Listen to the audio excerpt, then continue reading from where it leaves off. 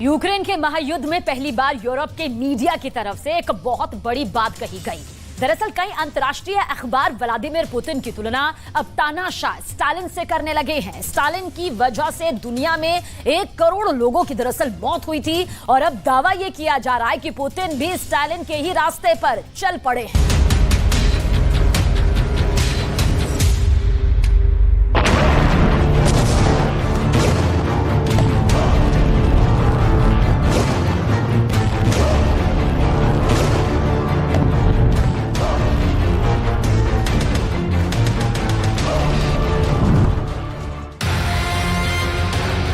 आखिर रूस का वो नेता कौन है जिस पर 1 करोड़ लोगों की मौत का कलंक है?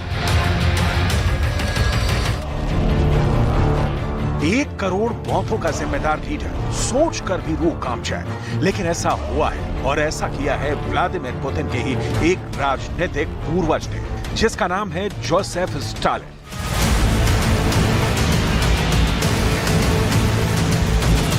और ब्रिटेन के एक अखबार ने अब पुतिन की तुलना सीधे सीधे सोवियत संघ के तानाशाह जोसेफ स्टालिन से कर दी है। यूक्रेन की जंग चल रही है, हजारों मौतें हो रही हैं और ऐसे वक्त में पुतिन की तुलना स्टालिन से कर देना पूरी दुनिया के लिए बहुत बड़ी खतरे की घंटी है।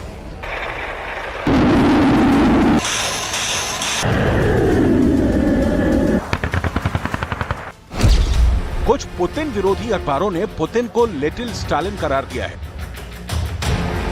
आखिर पुतिन और 1 करोड़ लोगों की मौत के जिम्मेदार स्टालिन के बीच ऐसी कौन सी समानताएं हैं जिसको यूरोप का मीडिया बढ़ चढ़कर प्रमोट कर रहा है ताकि पुतिन की इमेज को डैमेज किया जा सके?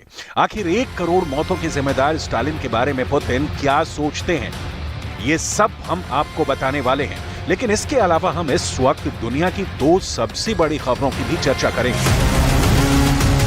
पहली खबर ब्लैक सी यानी काले सागर से है, जहां पर पुतिन ने पराक्रम दिखाकर ज़ेलेंस्की की 6 यूएवी बोट्स को डुबो दिया है।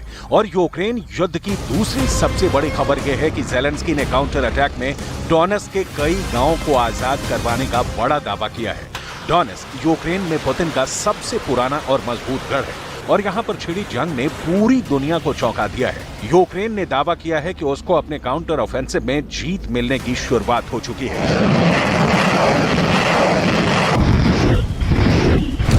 यूक्रेन की सेना की तरफ से यह दावा किया गया है कि उसने डोनेट्स्क के 4 गांवों को आजाद करवा लिया है।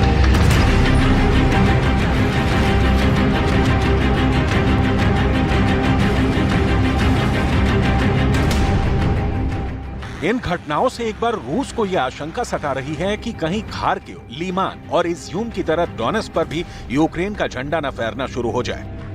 रूस की तरफ से तो ये दावा किया जा रहा था कि उसने डोनेट्स्क के इलाके में यूक्रेन के काउंटर अटैक को नेस्तो नाबूद कर दिया है, लेकिन यूक्रेन के नए दावों ने पुतिन के कैंप में खलबली मचा दी है। ज़ेलेंस्की की तरफ से कोई हवाई दावे नहीं किए गए हैं, बल्कि बाकायदा वीडियो भी रिलीज किए गए हैं।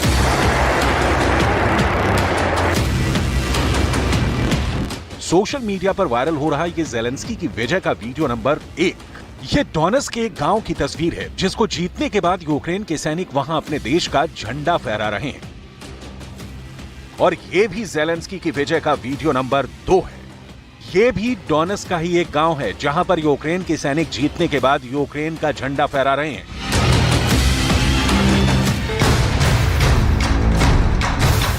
और ये यूक्रेन के अंदर डोनेट्स्क के ब्लागोटाने गांव की तस्वीरें हैं, जहां पर एक टूटे हुए खंडहर जैसे घर के अंदर यूक्रेन के सैनिक अपना झंडा फहरा रहे हैं। और ये यूक्रेन के अंदर डोनेट्स्क के ही नेस्क चुने गांव की तस्वीरें हैं, जहां पर यूक्रेन की जीत का दावा किया गया है। डोनेट्स्क के एक गांव स्टोरोजीव के अंदर भी यूक्रेन के सैनिकों ने वीडियो रिलीज कर दावा किया है कि यूक्रेन के सैनिक अपने बख्तरबंद गाड़ियों को छोड़कर भाग निकले हैं। ज़ेलेंस्की की फौज इन इलाकों में तलाशी अभियान चला रही है और एक-एक रूसी सैनिक को तलाश कर रही है। 8-го окремого мотоморської піхоти 35-ї бригади, Чернігово населений пункт Староживе. Слава Україні! Героям слава! Слава!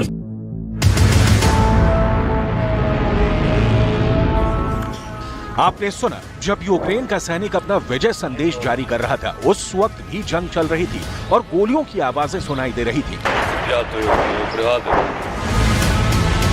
ज़ेलेंस्की की फौज किस तरह से खूंरेज जंग जीतने के दावे कर रही है, जरा ये एक और बयान देखिए। Операція почалася приблизно о 5 ранку. Ми висадилися з броньованих своїх машин і почали штурм. Спочатку ворог оказав супротив, питався подавити нас своєю артилерією.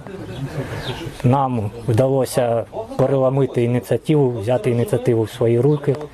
І потихеньку, хата за хатою, почали звільняти село. Приблизно було знищено порядка 50 осіб особового складу ворога і 4 рашистів. इन 4 गांवों पर कब्जा हाल के दिनों में यूक्रेन की सबसे बड़ी जीत है। इन 4 गांवों की आबादी करीब 5000 बताई जा रही है। दूसरी तरफ ज़ेलेंस्की की तरफ से पुतिन पर एक और बड़ा आरोप लगा दिया गया है। यूक्रेन की आर्मी का दावा है कि यूक्रेन के अंदर मौजूद ज़ापोरिज़िया में रूस ने एक और बांध को उड़ा दिया है। ज़ेलेंस्की की सरकार की तरफ से यह दावा किया गया है कि ये 1 हफ्ते के अंदर का खोका बांध के विनाश के बाद यूक्रेन का दूसरा बांध है, जिसको रूस की आर्मी ने विध्वंस कर दिया है। पुतिन पर जिस तरह यूक्रेन के बांध को तोड़कर अव्यवस्था फैलाने के आरोप लग रहे हैं, अब अमेरिका का समर्थन करने वाला वेस्टर्न मीडिया पुतिन को लिटिल स्टालिन कह रहा है। यह तुलना इसलिए हो रही है क्योंकि सोवियत संघ के तानाशाह स्टालिन ने साल 1941 में यूक्रेन की नीप्रो नदी पर मौजूद एक बांध को नष्ट कर दिया था। इस बांध के नष्ट होने से 1 लाख लोगों की मौत हुई थी। बांध को तबाह करने से पहले कोई पूर्व सूचना या चेतावनी नहीं जारी की गई थी,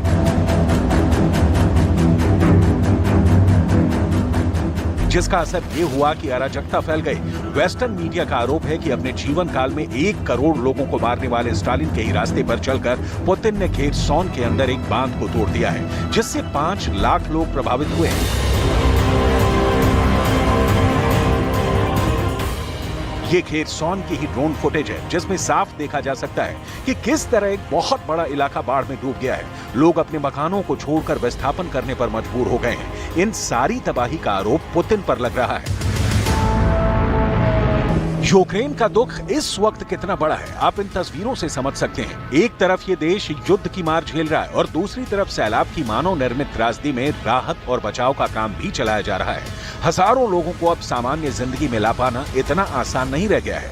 ज़ेलेंस्की की जिद ने यूक्रेन के करोड़ों लोगों को पुतिन का कहर झेलने के लिए मजबूर कर दिया है। दिन पर दिन ज़ेलेंस्की टूटते हुए नजर आ रहे हैं। अब ज़ेलेंस्की ने एक और बयान दिया है और ये कहा है कि बांधों के टूटने की इंटरनेशनल जांच करवाई जा रही है।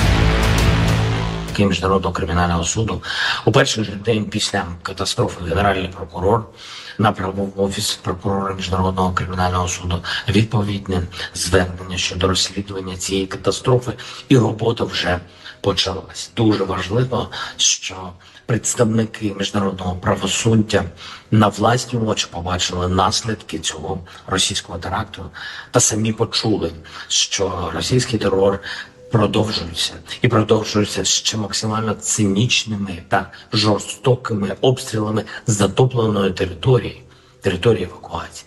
Ми вже लेकिन इससे क्या हासिल होगा? क्या दुनिया में कोई है जो शक्तिशाली पुतिन को सजा दे सके? पुतिन को सजा देना तो दूर की बात है, पुतिन की सुरक्षा व्यवस्था इतनी चाक चौबंद है कि कोई दुश्मन पुतिन को छू भी नहीं सकता है। दूसरी तरफ रूस की सेना ने काला सागर में गैस पाइपलाइनों की रखवाली वाले अपने युद्धपोत पर किए गए यूक्रेन के हमले को नाकाम कर दिया है। रूस के रक्षा मंत्रालय ने कहा है कि यूक्रेन के प्रियाजोवे जहाज पर हमला करने के लिए 6 यूएवी बोट्स लॉन्च किए थे और रूस ने ये सारी नावें नष्ट कर दी हैं। यूक्रेन का ये युद्ध अब अत्यंत क्रूर होता जा रहा है। जिस तरह युद्ध के बाद सैलाब की त्रासदी ने यूक्रेन को बर्बाद किया है, न तो चाह कर भी युद्ध के परिणाम को नहीं बदल पा रहा है।